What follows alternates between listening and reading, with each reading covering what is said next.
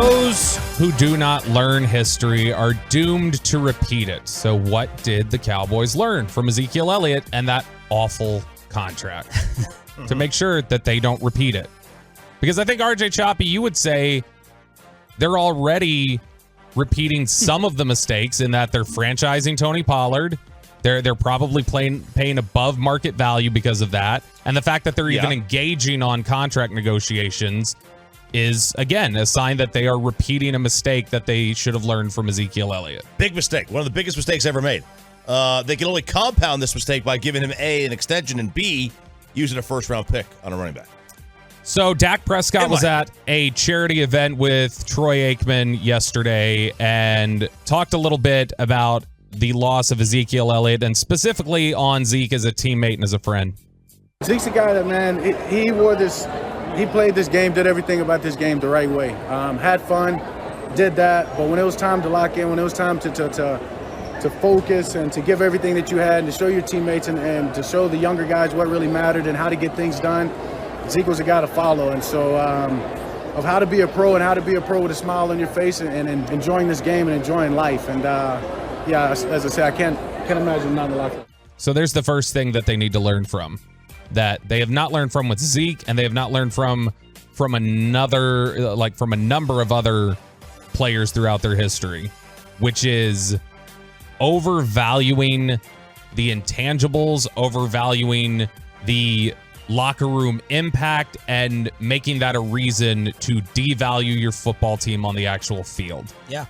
We thought on this show that they learned it from DeMarco. I thought so too. That's what was so surprising. Yeah, I know. They ran DeMarco into the ground. Thank you. Bye-bye. DeMarco's career was over. He had one good year in Philly, right? The first one? No, he wasn't. He had a good year the year after, or 2 years after, when he landed in Tennessee. He made the Pro Bowl. But Philly, it was a disaster. It was just bad. But what the Cowboys learned through the DeMarco Murray experience was they felt like you can't pay a running back once they've hit the 27 club. When you're 27, DeMarco had 700 in Philly and then 1287 in Tennessee, then 659, never played again. So what they looked at with DeMarco Murray was he's only been in the league for 4 years, but this is a guy who we think is a product in large part of our system, is a product in large part of the offensive line that we have. We think other guys can do well behind him. Plus, he's at that 27-year-old age, which statistically shows running backs decline severely around 27, 28 years old. There's also a carry number, too. It's like 300 carries or something like that. They had not learned that lesson yet. That's the lesson you hope they've learned this time, is the workload, the tread on the tires, and how dangerous that is. Yeah. They're looking at paying Tony Pollard right now. They're going to franchise him, and that was very Orlovsky. They're looking at paying him what? In terms of they franchised him, I think they'd like to come to some sort of 3-year deal and make something. Now, look, I don't think they would lock themselves in the way they did with Zeke. Zeke was a 6-year extension with void years on the back. It puts you in a lot of hurt. You restructured a number of times.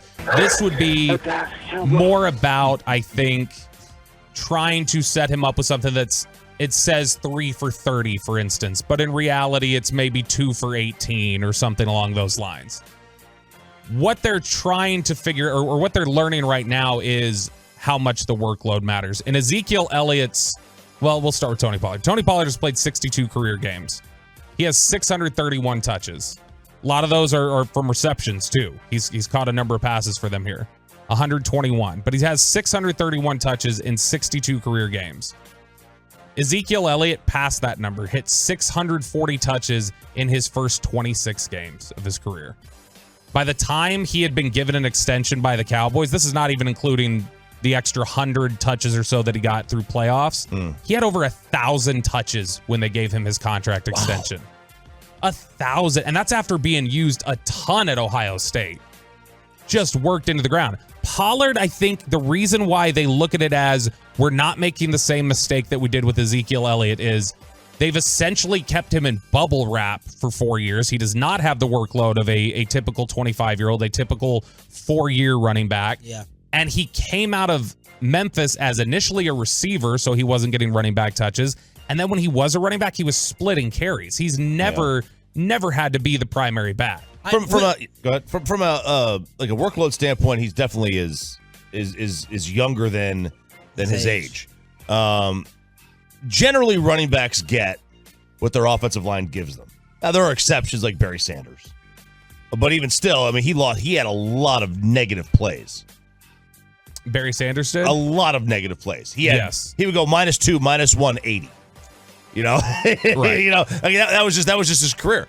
And we're talking about one of the best to ever do it, and he still was reliant on his offensive line. Perfect example: Cowboys lose DeMarco Murray, bring in Darren McFadden, who gained 18 inches less per carry than DeMarco Murray. Yes, and it's like, because he had a great line. Now, a lot of that clicked in the second half of the season. Early on, he was not good. Sure. This whole Pollard wear and tear thing, there's a lot of elements to it.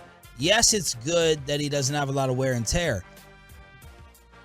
The reason for that, one of the reasons for that, yes, obviously Zeke was the starter. They didn't think he could handle that wear and tear. So when you pay someone $10 million at running back, you got to be my workhorse. I still have a question personally about Tony Pollard being a workhorse. I still think of Tony Pollard. Gadget is a little insulting, but you still think of him as a third down back almost. Yeah, a third down back who I would like to see get a lot more touches. If I'm paying you $10 million, I got to know that you can carry it 18 times a game almost every week. And I don't know that Tony Pollard can do that. What are you doing? In order to do this stuff, there's very few running back. You got to tell me in today's game that a running back is Barry Sanders, Marshall Faulk. I'm trying to think who else I would make an exception for. I was wrong on McCaffrey with the injury stuff. He was on my exception list in today's game. He bounced back though. He did play well in the second half with San Francisco. Yeah, he played well. But you got to be Barry Sanders and you got to be Marshall Faulk catching the football as well in order to do this stuff. Zeke has been in the NFL for 7 years now. Tony Pollard's been here in the NFL for 4. If Pollard over the next 3 seasons had 500 touches a year, he would have 55 fewer touches than Zeke through the first 7 years of his career. Yeah, they worked him. I mean, they worked Zeke an awful lot. I think that what they've discovered is 2 factors here. One, do not pay somebody with a large workload at running back. I think they realize it's less about the age of 27, 28. It's more about what kind of workload did you get leading up to that. The other aspect that I think they've learned from here is, and Chris Hall, who's in their scouting department, talked about this with Mickey Spagnola on DallasCowboys.com like a year ago. You can hear the hints about this. Are you there? Is that he said Zeke is probably one of the last running backs you will ever see get paid like that, because teams recognize it's a duo. You cannot have a single workhorse like that. So they've learned from that. Even if they pay Pollard, he is not your single workhorse.